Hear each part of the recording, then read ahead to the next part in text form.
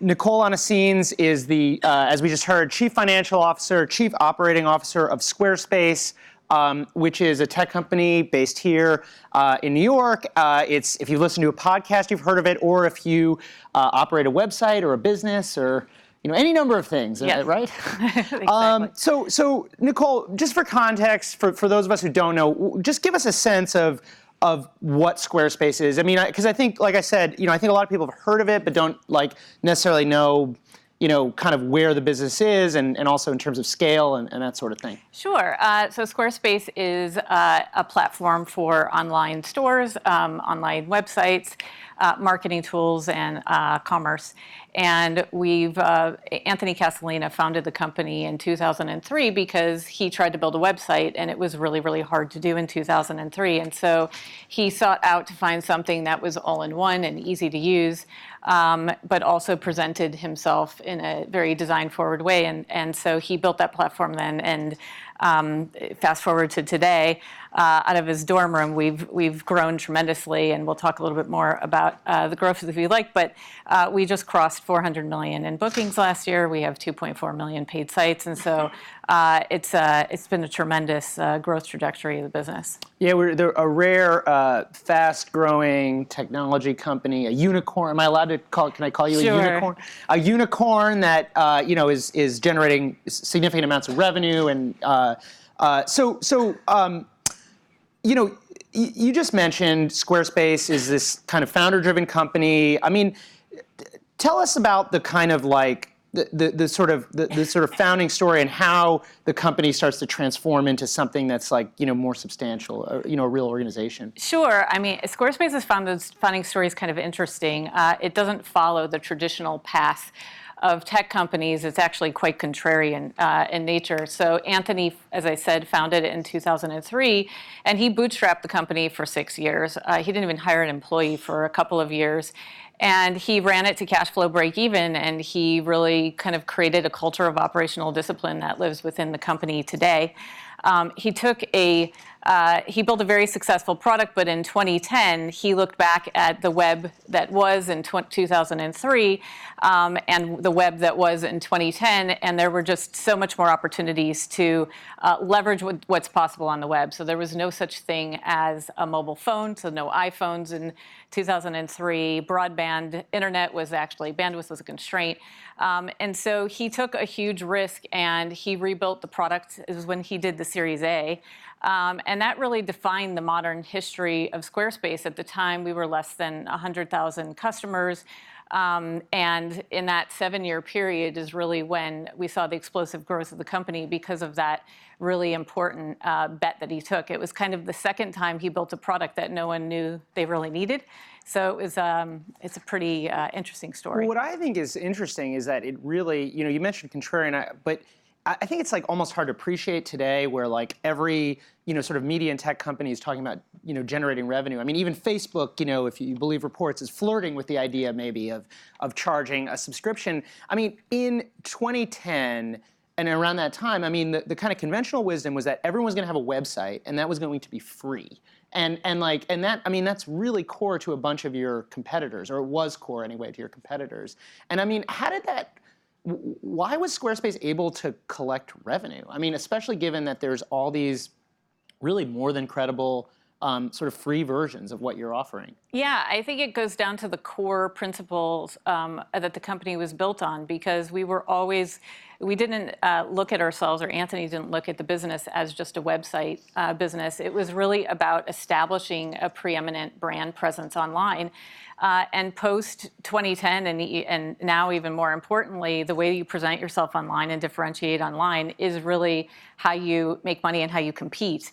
And with our particular customer set, which is the very small business customer set, they don't have time to integrate a bunch of IT and tools. And so having everything all in one, not just your online presence, but your commerce transactions, your marketing tools, and everything all in one, really just makes that brand consistency with all of your customer touch points really differentiated. And it's enabled us to establish ourselves as a premium brand in the market.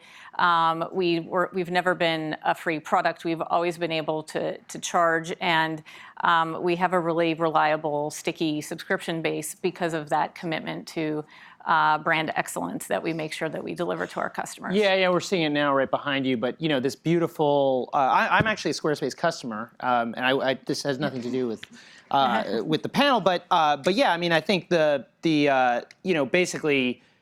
It's this perception, at least as one of your customers, that like it's going to look better than WordPress or one of these other companies. So you come in 2016, right? Founder-driven company. I mean, that's hard. Like, 'cause you're the COO, CFO, basically the effective number two, right? You're coming in to kind of help the founder grow up or like what's the? I'm kind of curious, like what was. I'd be really interested to hear like either how he sought you out or how you sought him out and how you worked out kind of like how you're going to be able to help him while also, letting the company still have its identity as a founder-driven company or whatever. Yeah, I mean, I think it starts with be a really fantastic visionary and building a great company, which he did. And for me, I had spent 20 years in enterprise tech, and I really wanted to experience kind of scaling the business and making a smaller business larger. And one of the key criteria that I had was not only that it would be a business that could be a large independent business in its space and be a large competitor, but that the founder had an orientation around change. And Anthony certainly had that orientation. I mean, he was the butcher, the baker, the candlestick maker, for 4 years, and then he hired some people, and he demonstrated not only extreme visionary leadership around building products that were at the forefront of what people were going to need, but he did so with an eye towards making sure he surrounded him with people who complemented what he knew he didn't know and didn't experience, and it really takes a very unique founder to be able to engage the right people to help you scale the business at that time. And so I consider myself fortunate for having crossed his path, and it's been a fantastic working relationship since. But is there a way, I mean, I'm kind of curious, because I'm guessing there are people in this room who've gone through this. I mean, did you have to have a conversation where you like sort of set down parameters, or are there, like, if you're giving advice to somebody who is, basically an entrepreneur who needs a COO or needs a president or needs somebody to basically, help them do their job. I mean, I don't know, like, is that a hard negotiation to have, or is that something where you just sort of set some clear expectations and it? Yeah, I think that, in my case, it evolved over time. So at the beginning, it was quite simple because he wasn't a CFO. He never worked with a CFO or for a CFO. And there were things that the board would tell him, like, this is what you need to do. And so it was quite straightforward. But over time, it's about building that relationship of credibility and really being a sounding board and listening to each other about how to evolve the company. And one of the things that is a unique challenge when you come from that, all the way from bootstrap days to a 1,000-person company, which is what we're approaching right now, is the organization changes, and the way that you engage your employees and the way that you create structures and processes for communication and impact change over time. And that's a negotiation with the founder in terms of how ready for change there is, and there are certain areas where change can be faster, change can be slower. Yeah. And so when we got on the phone a couple of weeks ago to talk about what we're going to talk about, and Nicole said something interesting to me, which is basically like you were sort of extolling the virtues of middle management, which is like one of those, no one ever really sticks up for the middle managers, but you were kind of saying that one thing that Squarespace didn't really have is that kind of middle layer. And I'm kind of curious, number one, I mean, don't we all know that middle management is bogus? And number two, how do you, if you actually are trying to build that kind of that layer, how do you go about doing it? Is it about sort of training people up or recruiting people or? Yeah, I mean, I have a personal philosophy coming from larger companies and having grown a smaller company that the middle matters a lot. It is the first line manager all the way through your direct reports who are going to translate your vision, who are going to dictate the speed of execution, and the care and feeding of understanding, of making sure that part of the organization not only has the right level of experience at different stages of the company, but that the communication norms through those layers are critically important. And so we've been working really hard and have been very maniacally focused on trying to ensure that that vision is getting translated, and that we we build structures and processes, leveling structures, learning and development programs to continue to help prop up that part of the organization, because you need that part to maintain the level of innovation when it can't just be Anthony sitting with 4 people building the product. You need to instill that throughout the organization. Do you, I often think, sort of startups have a kind of easy, it's not easy to recruit, but you have this kind of narrative advantage, which is like, we're starting something from zero, you can be in a room with the founder, and kind of large companies have an advantage, which is like, if you're Google or somebody, you should come here, guy, because, or gal, because you're going to change the world, you're going to have huge access to a huge number of customers, billions of people potentially, and I feel like sometimes companies in the middle get kind of stuck, right? Where like you can't offer the big money, but you also can't offer the kind of excitement. So what's the recruiting message? Like when you're trying to get somebody who's got a great offer from, say, Google or Microsoft, and you want them to come to Squarespace? Yeah, I mean, we're very fortunate to have a tremendous employer brand, and I think it really comes from the purity of our mission and the importance of our mission, which is really empowering individuals and independent businesses and creators to compete and present their brand online. And it's a very big ambition because it's a very large community of people. And one of our core principles at Squarespace is respect for the individual, and that resonates particularly with the generation of workforce that we have available to us today. And we live true to those values in the way that we engage and respect people at work. And it goes a long way. I think that a lot gets lost in kind of the swirl of the excitement of tech and the fast pace of moving between tech companies, and there's a lot of talk about kind of the financial aspects of that and the next best thing. But really, our experience is that if you create an environment where people feel like their work matters, that they're doing something that is impacting the world beyond them, and you constantly remind them of how they're connected to that, it's a really fantastic place to work. And we have a tremendous demand to be part of Squarespace, which we're very fortunate for. Well, I could see like turning the kind of Squarespace is kind of a real business, right? Has real revenue, and I could see turning that into an advantage where it's like, you're gonna actually move the needle. It's not about creating something from scratch. It's not about like, I don't know, some crazy project that like maybe gets noticed by Larry and Sergey someday. It's actually like you can sort of see your impact maybe in an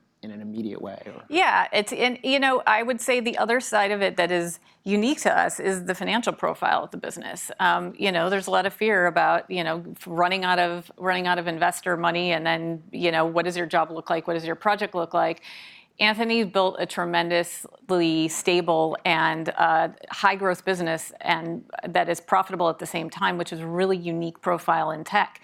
And so people love the idea that when they come to Squarespace, that there isn't some bottom to the ability to reinvest in them. So yeah, there's a lot of chatter right now about IPOs. We've had Uber, Lyft, Slack. Slack just list, or they're about to list. I've sort of lost track. But I mean, you're kind of right in that sweet spot as well. I mean, I would imagine in terms of revenue. I mean, where do you?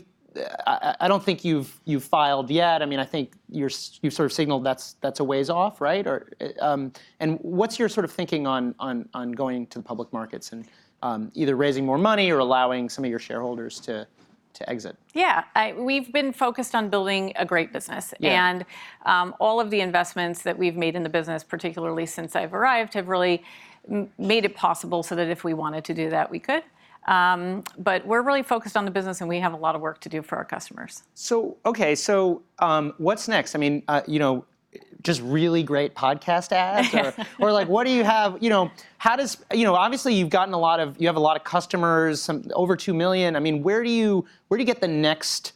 Where's the next growth come from, or how do you figure out how to keep this thing moving? What are you looking towards? Yeah, and the formula that has always worked for us is really this notion of expanding the number of possible sites and stores that you can build, and so we're maniacally focused on continuing to expand that TAM. So when Anthony built the platform originally, it was really very blog-centric and publishing-centric. When he built the next generation, it opened up the aperture for SMBs to establish their presence, and now we're in this commerce era where it really is about more sites and stores. And so that's enabled us to be able to build deeper relationships with our customers, so more tools to be able to help them transact, to help them find and engage their customers. And so we're really doubling down on that and continuing to go broad and deep with the platform.